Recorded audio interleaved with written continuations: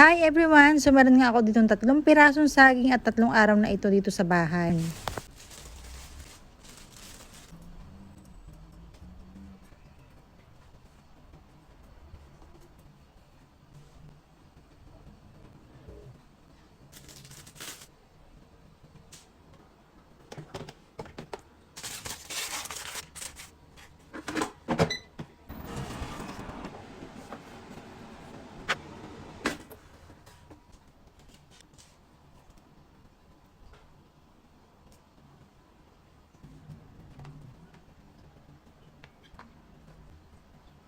And dahil nga ito ay breakfast, kaya naman magtitimpla na ako dito ng Nescafe Mocha. Bagay na bagay po ito dito sa ating breakfast ngayong araw. Kaya